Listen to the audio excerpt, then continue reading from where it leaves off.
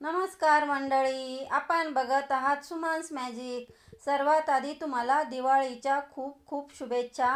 तर आज मी तुम्हाला एक आगळी वेगळी अशी रेसिपी दाखवणार आहे दिवाळी फराळ म्हणून। तर ही आपल्याला लाटण्याने न लाटता किंवा मैदा न वापरता ही रेसिपी आपल्याला बनवायची आहे।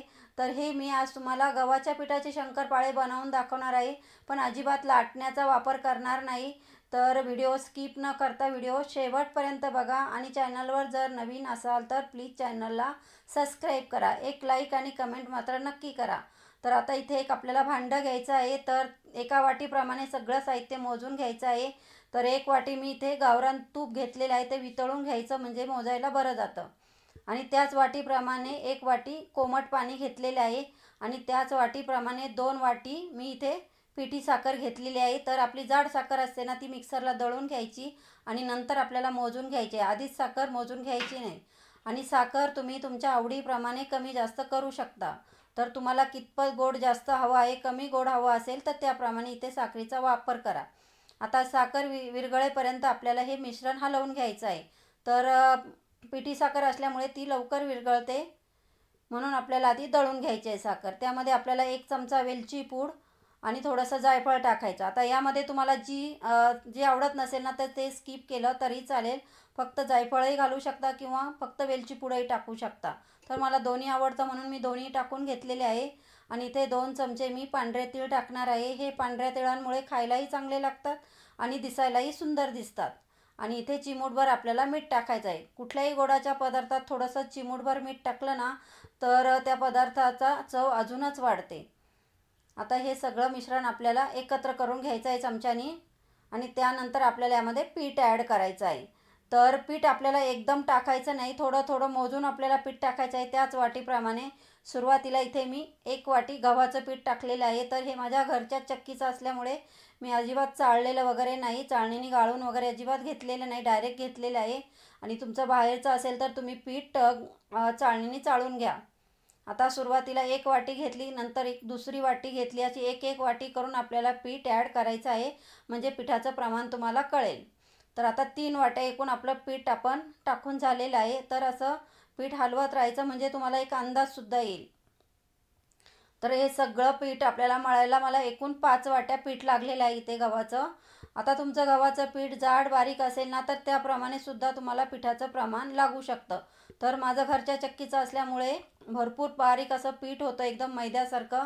तर त्यामुळे मला थोडंसं पीठ जास्त लागलेलं आहे। तर एकूण मी 5 वाट्या पीठ वापरलेलं आहे, म्हणजे 1 वाटी तूप, 1 वाटी पाणी आणि 2 वाट्या साखर।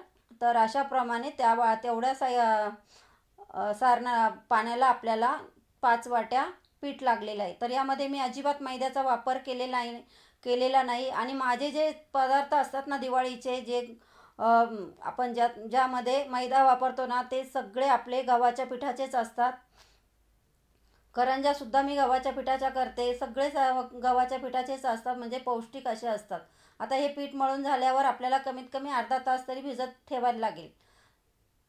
त्यानंतर आपल्याला याचे शंकरपाळे करायचे। तर शंकरपाळे कसे करायचे, तर झटपट होणारे आणि एकदम सोपी ट्रिक आहे। तर काय करायचं, तर जसे आपण पापडाची कसा रोल करतो, म्हणजे लाट्या पाडतो, तर तशा प्रकारे आपल्याला ह्या पापडाचा रोल बनवून घ्यायचा आहे आणि त्याच्यानंतर त्याच्या आपल्याला छोट्या छोट्या लाट्या पाडून घ्यायच्या आहे।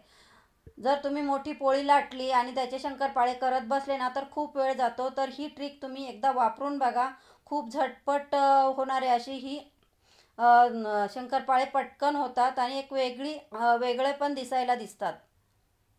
तर अशा प्रकारे मी सुरुवातीला रोल करून अशा लाट्या पाडून घेतल्या, जशा पापडाच्या लाट्या पाडतो एकसारख्या पाडून घ्यायच्या। थोड्या छोट्या मोठ्या झाल्या तरीही चालेल। आणि आपला तळवा असतो ना, तर तळव्याने आपल्याला हे पाठीमागच्या भागाने दाबून घ्यायचं आहे। आणि दाबल्यानंतर तुमच्याकडे असे साचे असेल किंवा नसेल तर तुम्ही डायरेक्ट तळव्याने दाबलेले डायरेक्ट तळवू शकता।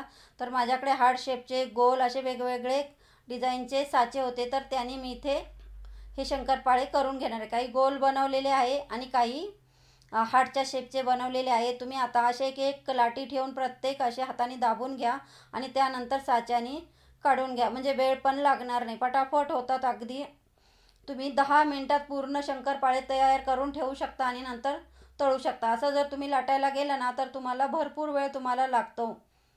तर अशा प्रकारे एक एक आपल्याला असे करून घ्यायचे आहे. तर सगळे मी माझे शंकरपाळे बनवून झालेले आहे आणि खूप जाड पण नाही ठेवायचे आणि खूप पातळ पण करायचे नाही. हाताने शेप दिल्यामुळे त्याला एकसारखा असा आकार येतो. तर आता हे तुम्हाला मी तळून दाखवणार आहे. तर आपल्याला हे तुपामध्ये तळायचे आहे. तुम्ही तेलातही तळू शकता, पण माझ्याकडे जे गोडाचे पदार्थ असतात ना, ते मी शक्यतो तुपामध्येच तळते. तर शक्यतो गावरान तुपच वापरायचं. तर आधी थोडीशी पीठ टाकून बघायचं, तेल तापलं आहे की नाही. तूप छान असं तापलं की गॅस थोडा कमी करायचा. खूप फास्ट गॅसवर तळायचे नाही, नाहीतर काय होतं की मधले कच्चे राहतात आणि वरून तळल्या जातात आणि ते करपट पण लागतात आणि कलरसुद्धा चांगला येत नाही. म्हणून कमी गॅसवर मंद आचेवर आपल्याला हे तळून घ्यायचे आहे. आणि आपल्याला कंटिन्यू हे हलवत राहायचं आहे. खालीवर करत राहायचं आहे, म्हणजे एकसारखे तळल्या जातात. तर इथे तुम्ही कलर बघू शकता, अगदी सुंदर असा कलर आलेला आहे आणि त्याचा शेपही तुम्ही बघू शकता, खूप छान आलेला आहे. तर अशा पद्धतीने आपण आता सगळे शंकरपाळे तयार तळून घेऊया. तर ह्या दिवाळीला तुम्ही नक्की करून बघणार ना मग. तर हे तुम्हाला ही आयडिया माझी कशी वाटली? आणि गव्हाच्या पिठाचे शंकरपाळे हे पौष्टिक तर असतातच, पोटाला त्याचा त्रासही होत नाही. तर तुम्ही मैद्याचे केले तर ते पोटाला त्रासदायक असतात. बऱ्याच लोकांना मैद्याची ॲलर्जी असते, म्हणून तुम्ही अशा पद्धतीने गव्हाच्या पिठाचे एकदा नक्की करून बघा. आता मी तुम्हाला ते तोडून पण दाखवणार आहे, किती खुसखुशीत झाले आणि किती लेअर त्याला आलेले आहे. तुम्ही जवळून अगदी बघा, खूप असे जाड असे फुललेले आहे आणि तोडून तुम्हाला दाखवते किती खुसखुशीत आणि क्रंची असे शंकरपाळे आपले तयार झालेले आहे. तर ह्या दिवाळीला नक्की करून बघा आणि हेल्दी दिवाळी म्हणून तुम्ही ही साजरी करू शकता अशा प्रकारे.